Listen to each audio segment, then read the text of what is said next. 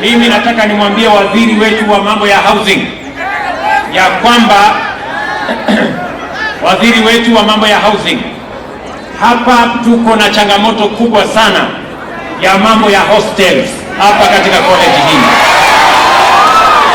Vijana wengi wanakaa nje.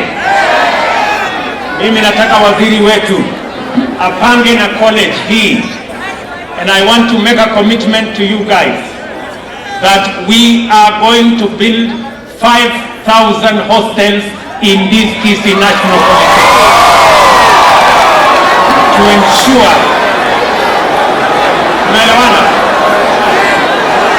tutaongeza hostels hapa zingine 5,000 ili wanafunzi wa hapa wapate nafasi ya kusoma bila ya kuhangaika wakati wanaenda kutafuta mahali ya kuishi.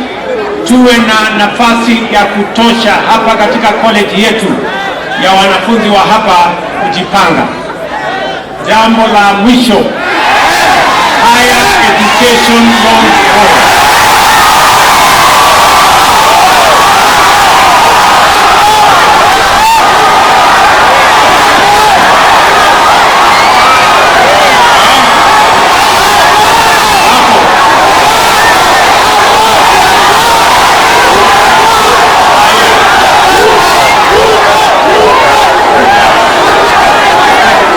Mimi nataka niwatangazie sasa, tumeweka pesa ya kutosha kwa budget in the last 2 weeks. Muko na pesa sasa ya higher education loan.